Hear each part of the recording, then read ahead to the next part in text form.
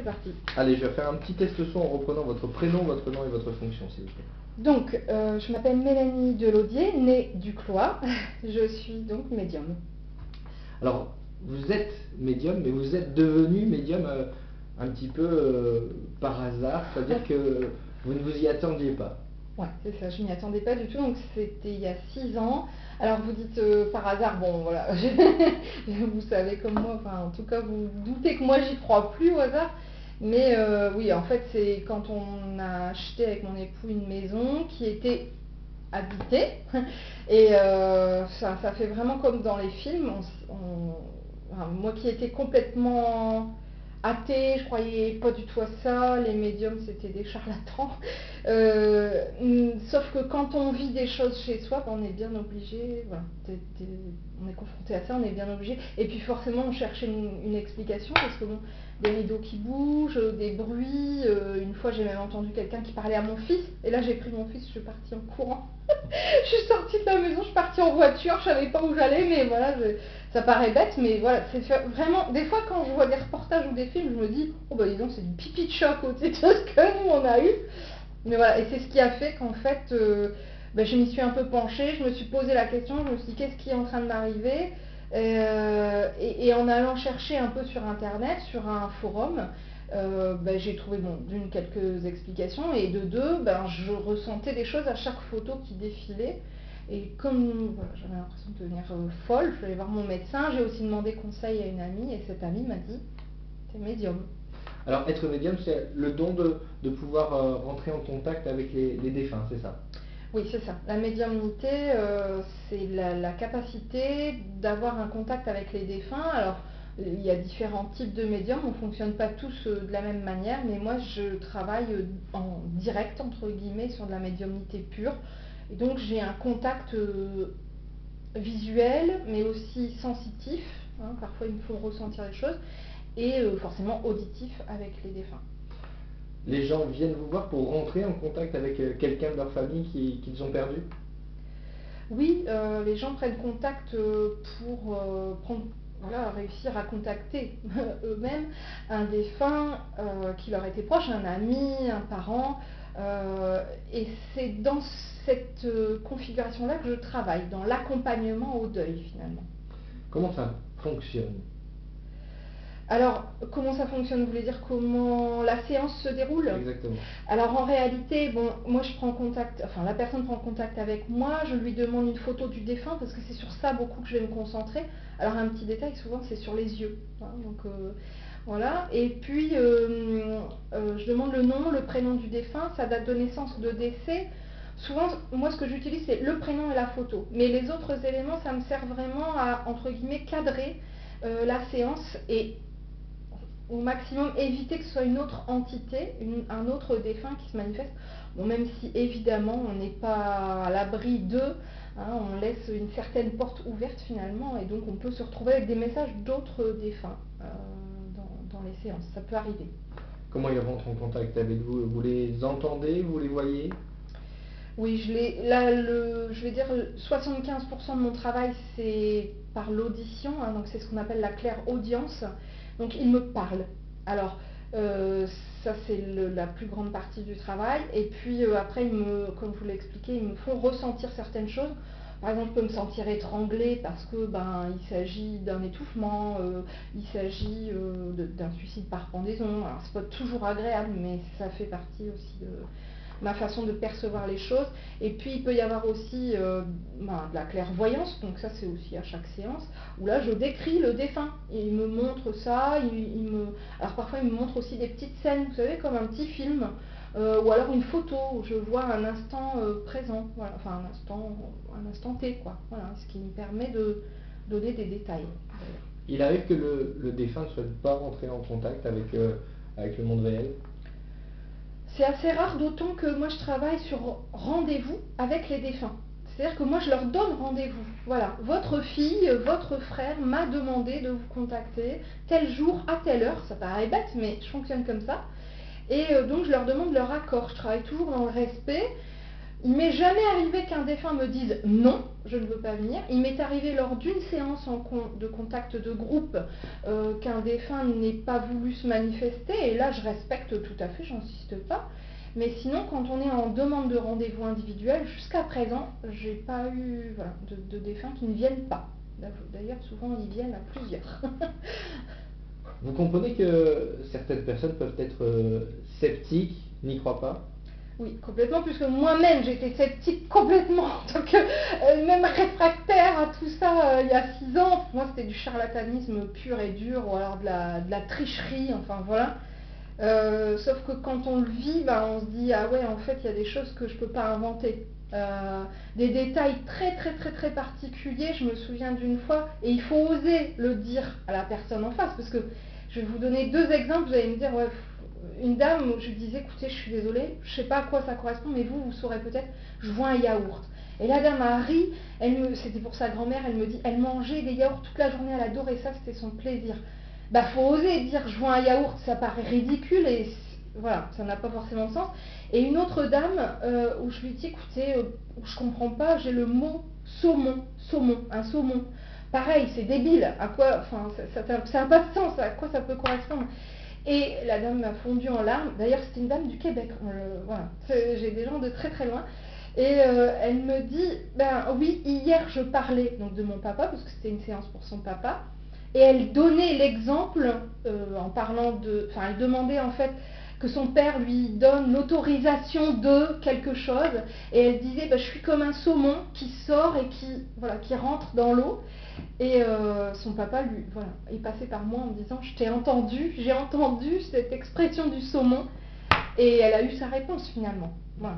Ouais, c'est assez... Finalement vous arrivez à convaincre les sceptiques à travers les séances. Alors attention, je cherche absolument pas à convaincre, absolument pas, c'est pas mon boulot.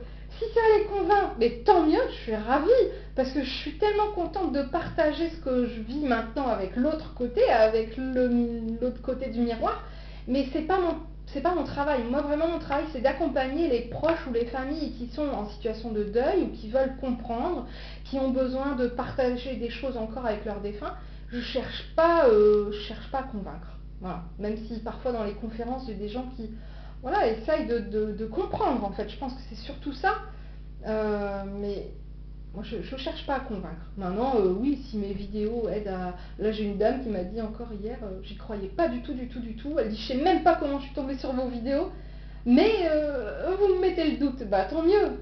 Pas pour moi, pour eux, parce qu'ils sont là de l'autre côté. Quand je regarde sur mes vidéos, plutôt que j'écoute, et que je vois toutes les TCI, les PVE, comme on a expliqué tout à l'heure, c'est-à-dire des voix en fait de défunts qu'on entend parfois très très clairement sur les vidéos, c'est eux qui convainquent, c'est pas moi, mais eux arrivent à nous convaincre que ça existe. Parce que pour se manifester comme ça, c'est aussi qu'ils ont envie de communiquer. Parce que souvent la question que j'ai, c'est est-ce qu'il faut vraiment communiquer avec les morts, est-ce qu'on les dérange pas? Si on le fait dans la bienveillance, dans le respect, non. Et d'ailleurs, dans les vidéos, ils le montrent bien, puisque, par exemple, je vais dire quelque chose et ils vont corroborer, ils vont dire oui, tout à fait, enfin voilà. Des fois, je cherche, je dis je sais pas qui c'est, et là, sur une vidéo, le défunt dit c'est ma nièce. Voilà, comme ça, la dame a eu sa réponse. Moi, je savais pas de qui il s'agissait, cette jeune femme, et il dit c'est ma nièce. Alors ça, c'est un nouveau phénomène dont vous parlez. Ces voix que vous entendez sur les enregistrements que vous faites. Ouais, alors c'est des voix que je n'entends pas pendant la séance. Ça, il faut bien le préciser. C'est-à-dire que le défunt me dit des choses, et sur la bande donc vidéo, donc là on verra, peut-être qu'il y a des choses qui se mettront, ou peut-être sur votre bande à vous, je sais pas. J'y connais rien au niveau scientifique, parce que ça c'est un peu aussi pareil, ça m'est tombé dessus. Je suis pas TCiste, c'est-à-dire je ne travaille pas avec la transcommunication instrumentale. C'est pas mon outil principal, mais finalement ça se met dessus. Donc visiblement ils se mettent sur la bande électromagnétique, j'ai bien compris. Ils utilisent ça pour se manifester. Donc ils envoient cette énergie et elle s'inscrit donc sur la bande. Ce qui fait qu'on ne l'entend qu'après l'enregistrement, donc au visionnage. Et pendant la séance, moi ni le consultant n'entendons cette interaction avec le défunt. Mais quand on visionne la bande sur mes vidéos, sur ma chaîne YouTube, où je mets les petites annotations, où je dis à telle minute on entend, bien souvent le défunt interagit avec nous. Il répond oui, non, tout à fait, c'est ça, c'est vrai. Enfin, on voit qu'il y a une vraie discussion en fait. Il n'interagit pas souvent comme ça, n'importe comment, à n'importe quel moment de la discussion. Alors, les gens viennent vous voir pour avoir des réponses à leurs questions. Est-ce que l'inverse est vrai aussi? Est-ce que quand vous faites une séance comme ça de contact, est-ce que les défunts posent des questions à la famille qui vient vous voir? Oui, ça arrive. Là, il y a quelques jours, là, ou quelques semaines, une défunte qui a dit est-ce qu'elle a fait ce que je lui ai demandé? Alors, il y a des gens qui me disent mais ils ne le voient pas. Alors, je ne suis pas sûre que les défunts voient vraiment tout. Je ne suis pas convaincue de ça parce que je pense qu'ils ont aussi d'autres choses à faire de l'autre côté. Et donc, parfois, ils veulent s'assurer de certaines choses. Ou ils donnent certaines consignes aussi. Je me souviens d'un monsieur qui disait à son épouse qu'il fallait que la cuisine soit finie. Il insistait pour que la cuisine soit finie. Donc oui, parfois, voilà, ils ont des interactions avec nous qui sont un petit peu rigolotes, quoi. Alors après, moi, quand je fais des séances, les gens ont parfois des questions à poser et parfois pas. Et quand ils n'en ont pas, j'ai envie de dire, c'est presque les meilleures séances parce qu'ils sont dans l'accueil et ils accueillent tout ce que le défunt a à leur dire. Et là, le défunt ne se sent pas dans l'obligation de répondre. Il faut savoir aussi que parfois, ils n'ont pas envie de répondre, ils ne répondront pas. Je me souviens d'un défunt, il m'a dit non. Et sa femme m'a dit, ben, ça fait 3 médiums que je vois, et il a répondu la même chose aux 3 médiums. Il ne voulait pas répondre à cette question-là. Pareil, moi je fais pas de séance pour savoir où sont passés les papiers de l'héritage, qui a récupéré. Non, moi je fais pas règlement de compte au Quai Choral. Moi je fais des séances dans la bienveillance, dans le respect du défunt et de la famille. Donc j'évite ce genre de choses. Même si on ne maîtrise pas tout, on ne sait pas toujours à l'avance ce qui va nous être demandé, mais voilà, j'aime bien travailler de cette manière-là. Alors justement, quand on n'a pas les réponses à ces questions, est-ce qu'on peut venir vous voir plusieurs fois pour rentrer en contact régulièrement avec le défunt? Non. Je vais vous dire pourquoi. En fait, on peut venir me voir plusieurs fois, mais je vais dire au maximum 2 fois dans l'année. Pourquoi? Par respect, bon, d'une pour le défunt, mais moi j'ai aussi une déontologie, un code éthique. Il est hors de question que la personne s'habitue, prenne, enfin voilà, devienne accro à ce genre de séance. Parce que il ne faut pas qu'elle vive à travers ça, premièrement. Et deuxièmement, il est hors de question que ça puisse devenir une addiction financière. Du coup, de mon côté, mais il est hors de question que cette personne dépense de l'argent à outrance pour ce genre de séance. Voilà. Donc, 1 fois par an, ok. 2 fois éventuellement. Moi, je ne vais pas au-delà. Voilà. On a envie, enfin voilà, quand on parlait tout à l'heure de convaincre, même si vous disiez très justement que votre but c'était pas de convaincre, mais quand ça marche une fois, on a envie de recommencer. C'est malsain de vouloir justement rentrer sans cesse en contact avec un défunt. Non, c'est pas malsain de vouloir rentrer en contact avec les défunts en général. Par contre, il faut savoir que ça demande énormément d'énergie au médium, mais ça c'est son boulot, mais aussi à l'entité. Et donc, certains défunts vont pouvoir venir communiquer 1 fois, 2 fois. Après, il faut savoir que ça leur demande tellement d'énergie que finalement, ils risquent de ne pas revenir. Hein. Donc, c'est un peu dommage et puis ça serait frustrant. Et puis aussi, je trouve que c'est une manière de les respecter parce qu'il faut savoir que nous, on a notre petite vie ici, sur Terre, de ce côté, mais de l'autre côté aussi. Alors, il y a des défunts qui ont des missions, il y a des défunts qui sont en repos. Ça peut paraître farfelu pour ceux qui n'y croient pas ou qui n'y connaissent pas grand-chose, mais il y a vraiment une vie de l'autre côté. Et je trouve qu'il faut aussi les respecter. C'est pour ça que je leur donne rendez-vous aussi. Hein. Et donc après, on peut me dire, je voudrais contacter ma grand-mère, et puis 2 mois après mon grand-père, et puis 3 mois après mon père. Mais pareil, pour des raisons financières, il est hors de question que j'aille au-delà de 2-3 séances, même si ce ne sont pas les mêmes défunts. Parce que je veux pas que ça puisse devenir une habitude. Mais pour répondre à quelqu'un qui m'a posé la question récemment, qui m'a dit, il y a des médiums qui ne prennent qu'une fois rendez-vous avec nous et après c'est terminé, on ne pourra plus jamais avoir rendez-vous avec eux, ils fonctionnent comme ça, et je respecte et je sais pourquoi ils fonctionnent comme ça. Mais pour ma part, je trouve que c'est tellement parfois compliqué d'avoir confiance en un médium. Je ne me vois pas refuser aux gens qui ont mis toute leur confiance en moi, leur dire non, c'est fini, on ne se verra plus. Non, je trouve que c'est important, voilà, cette relation qui a pu être créée, de pouvoir la conserver, mais en effet, pas trop souvent, pas pour moi, mais vraiment pour la personne.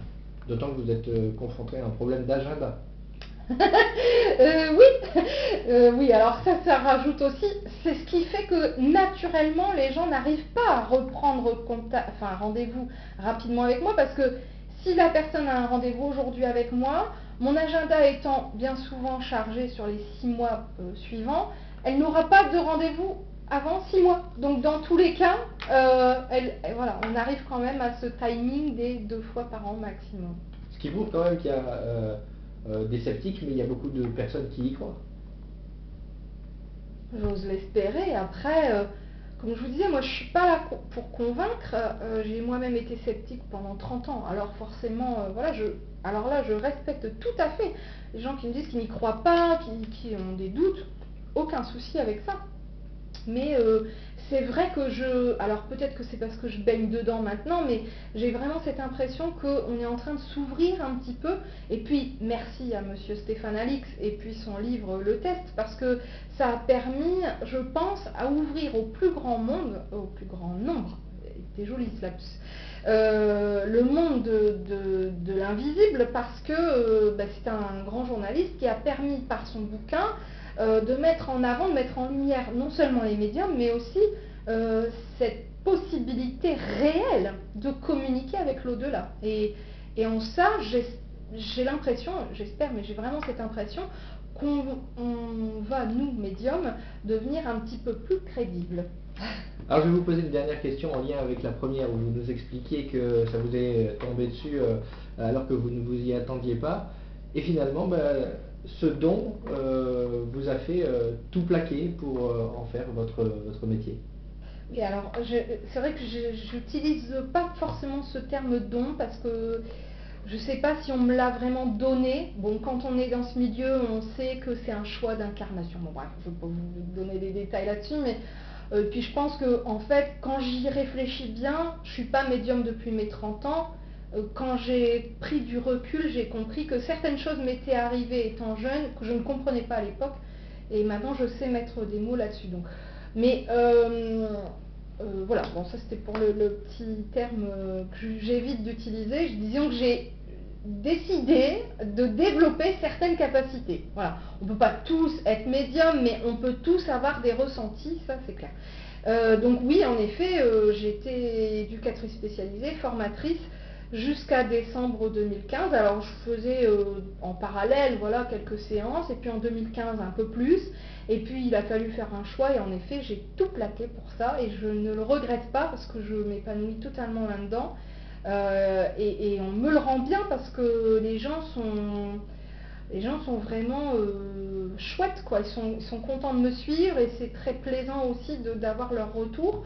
Parce que visiblement les séances sont très positives pour eux. Je me souviendrai toujours, je pense que ça a marqué ma vie, de 2 séances en particulier. Une dame qui a perdu son mari par suicide, on en parlait un petit peu tout à l'heure hors micro, qui m'a donné un prénom, un détail très particulier, et ce détail a changé sa vie. Et si elle écoute l'émission, elle pourra le confirmer, parce que vraiment ça a été le cas. Et une autre dame qui a perdu 2 enfants, et ces enfants se sont manifestés à moi, et ils se sont aussi manifestés par le biais du caméscope en disant maman. Et ça a changé sa vie aussi, parce que voilà, elle vit le deuil maintenant de ses garçons différemment. Et moi, ça a changé la mienne, parce que quand on fait des séances de contact avec un vieux monsieur qui est décédé, ou quelqu'un, voilà, qui était très malade, qui était âgé, c'est une chose. Mais quand on fait des séances de médiumnité pour des parents endeuillés d'enfants, là, je trouve que ça prend vraiment tout son sens. Merci beaucoup. De rien, avec plaisir. C'est dans la boîte. C'est dans la boîte.